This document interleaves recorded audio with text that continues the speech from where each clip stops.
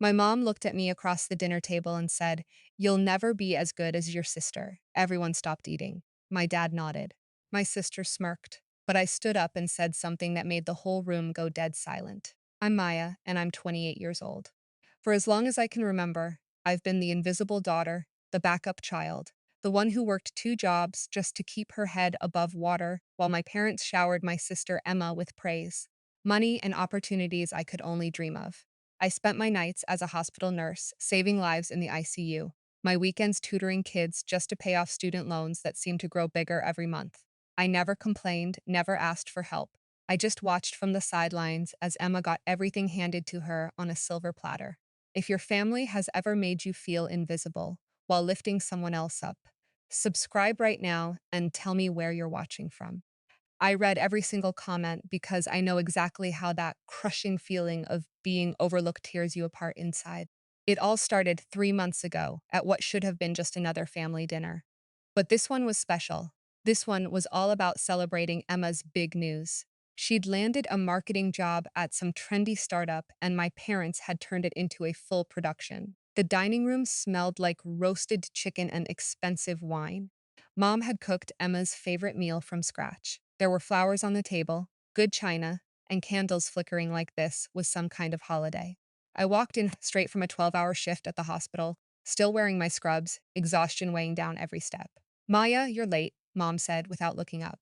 Her attention was glued to Emma, who was telling some story about her new office space and the free kombucha in the break room. I sat down in the only empty chair, the one with the slightly wobbly leg that nobody else wanted. Emma was glowing, her hair perfectly styled, wearing a dress that probably cost more than I made in a week. Dad was hanging on her every word like she was announcing a cure for cancer. And then my boss said, "I have real potential for the creative director position."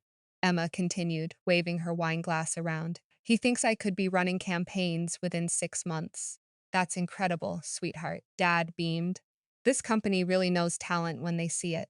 I tried to jump into the conversation. "Speaking of work, I got a commendation today for helping save a patient who came in with cardiac arrest. The doctor said my quick thinking made the difference between life and death." Mom barely glanced at me. "That's nice, honey." Then she immediately turned back to Emma. "Tell us more about the office culture. It sounds so dynamic." Dad leaned forward, completely ignoring what I just said. "Emma's really going places with this company. They have real growth potential, not like these dead-end healthcare jobs." That's when it happened. The moment that's changed everything. Mom looked directly at me with this cold sneer I'd seen 1,000 times before. "Maya, you'll never be as good as your sister. Emma has ambition. She has drive. She's going somewhere in life." The words hit me like a physical blow. But what made it worse was watching Emma's reaction. She didn't defend me. She didn't look uncomfortable. She just smiled and took another sip of wine like Mom had just complimented the weather. As I sat there staring at the half-empty plate in front of me, something clicked. I'd been paying my parents' mortgage for 6 months. 6 months of $2,800 payments coming straight out of my bank account while they gave Emma a $5,000 congratulations check for getting a job that paid less than what I made in a month. But that dinner was just the beginning. The real betrayals were still coming. 2 weeks later, I was scrolling through Instagram during my lunch break when I saw them. Pictures of Emma, my parents, and Emma's boyfriend on a beach in Hawaii. Palm trees, crystal blue water, expensive resort drinks with little umbrellas. They looked like they were having the time of their lives. I stared at my phone scene screen in disbelief. Nobody had mentioned a family vacation. Nobody had even hinted at it. I called Mom immediately. "Oh, Maya," she said when I asked about the trip. "We didn't think you could get time off work. You're always so busy with your shifts." "You didn't ask," I said, my voice cracking. "You never even asked if I wanted to go." Well, it was kind of a last-minute thing. Emma needed to decompress after starting her new job. You understand? I hung up and stared at more photos. At my family building sandcastles, my family at expensive restaurants, my family deep in conversations on sunset walks without me. Emma's text came 3 hours later. "Sorry, thought you knew about Hawaii. You're always working anyway, so we figured you wouldn't want to come. Hope you're not mad." I wasn't mad. I was devastated. But the public humiliation came next, and that almost broke me completely. Emma's 26th birthday party was held at the most expensive restaurant in town, the kind of place where appetizers cost more than my grocery bill for a week. My parents had rented out the entire back room and invited 50 people to celebrate their successful daughter. I showed up after another long shift, still smelling faintly of hospital disinfectant, wearing the nicest dress I owned that still looked cheap next to everyone else's designer outfits. Mom gave a speech that made my stomach turn. "We're so proud of our Emma," she announced, raising her wine glass high. "She's always shown such natural talent, such a bright future ahead of her. Some people are just born to succeed." The whole room clapped. Emma glowed under the attention like she was accepting an Academy Award. That's when Mrs. Chen, one of Mom's friends, turned to me. "And what do you do, Maya?" "I know Emma's in marketing, but I've lost track of your career." Before I could answer, Dad jumped in with a laugh that made my cheeks burn. "Oh, Maya's still figuring things out. She's working at the hospital, but Emma's the one with the real career. Emma's the one who's really making something of herself." I had just completed my nursing degree. I was working in the intensive care unit, literally holding people's lives in my hands every single day. I was making more money than Emma had ever seen in her life. But all Dad could see was his successful daughter who posted pretty pictures on social media for a startup that might not exist in 2 years. Mom raised her glass again. "We're just so proud of our successful daughter," she said, looking directly at Emma while I sat 3 feet away. The room went quiet for a moment, and I felt 50 pairs of eyes on me. Some people looked confused, others looked embarrassed for me, but my parents just smiled and kept celebrating Emma like I was invisible. That night, I went home and cried until my eyes were swollen shut. But the worst betrayal was still coming. I discovered it by accident while helping Mom organize her bills. There, mixed in with utility statements and credit card payments, were documents that made my blood run cold. Emma's student loan statements, all marked paid in full. I grabbed the papers with shaking hands and started calculating. Emma had graduated with $45,000 in student debt.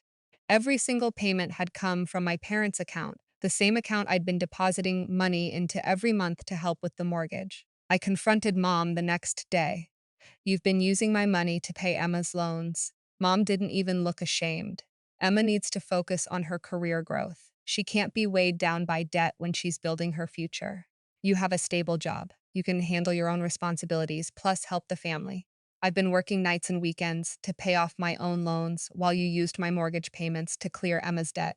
Maya, don't be selfish. Family helps family. Emma's success benefits all of us."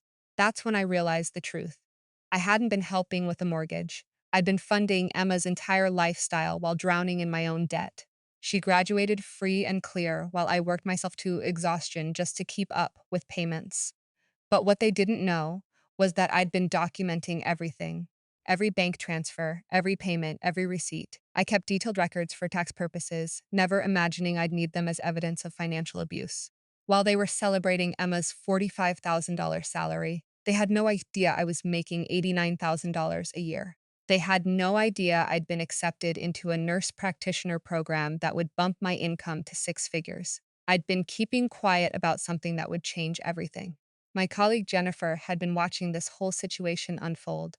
She was the charge nurse on my floor, a woman in her 50s who didn't sugarcoat anything. One day during our break, she looked me straight in the eye and said what I needed to hear. "Maya, you're literally paying for your sister's life while they treat you like a failure.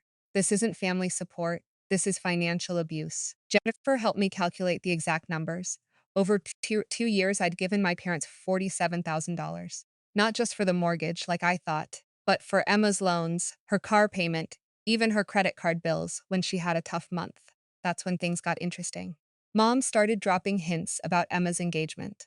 Her boyfriend had proposed, and they were planning a wedding that would need family contributions.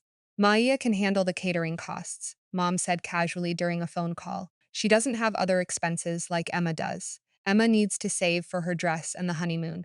I hung up and started printing documents, bank statements, payment records, loan calculations, everything I'd need to prove exactly how much I'd been supporting this family while they treated me like the unsuccessful daughter.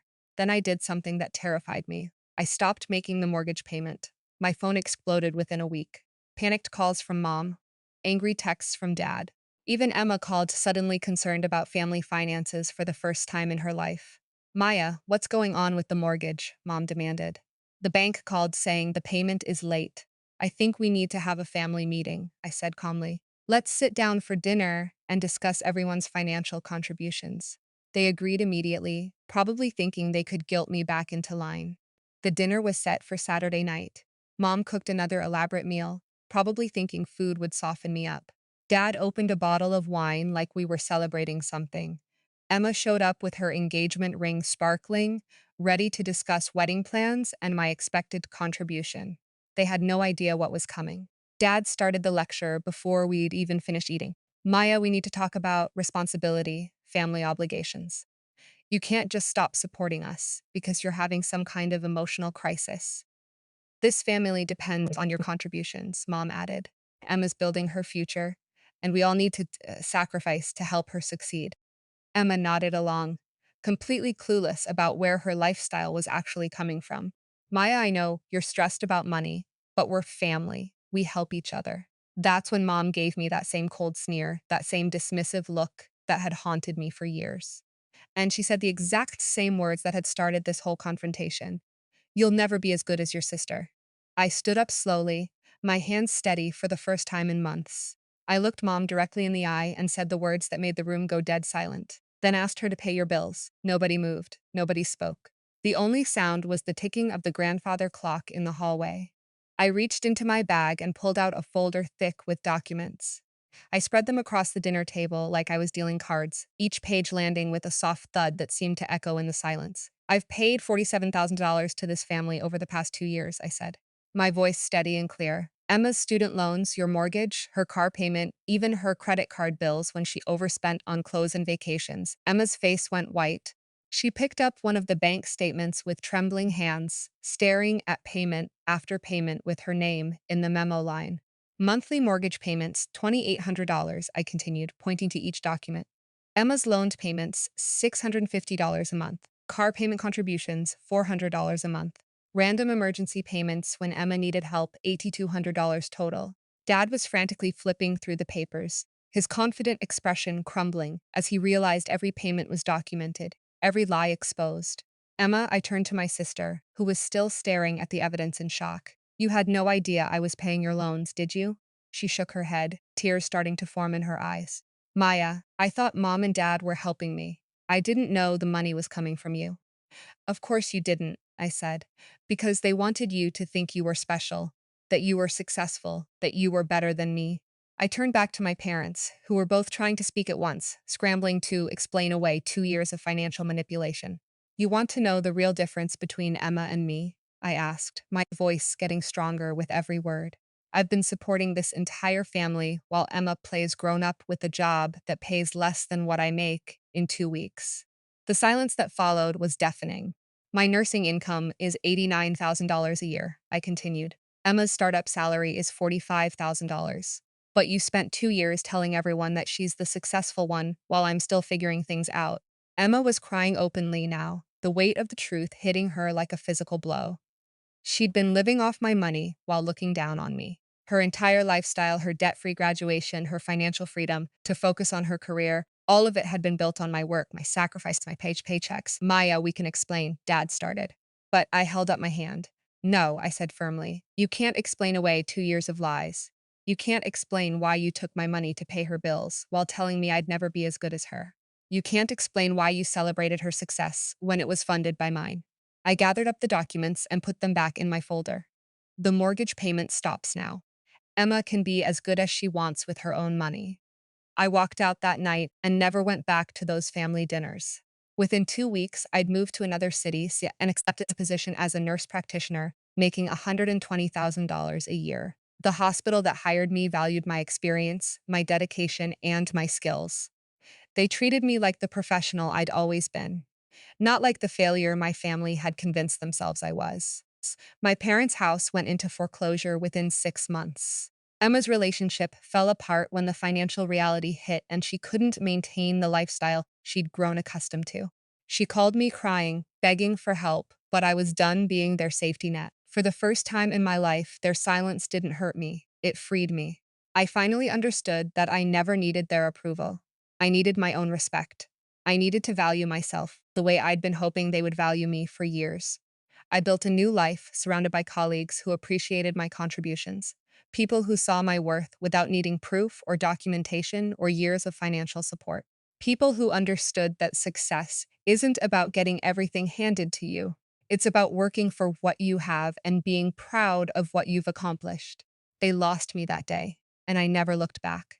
Sometimes the greatest gift you can give yourself is walking away from people who can't see your worth, no matter how much evidence you provide. If you've ever been the family member who gives everything while someone else gets all the credit, you're not alone. Drop a comment below and tell me your story. Where are you watching from? Have you ever had to choose between family loyalty and your own self-worth? Your experiences matter, and I read every single comment. Hit that subscribe button if you want more stories about finding strength when family dynamics go wrong. Sometimes the bravest thing you can do is stop paying for other people's dreams and start investing in your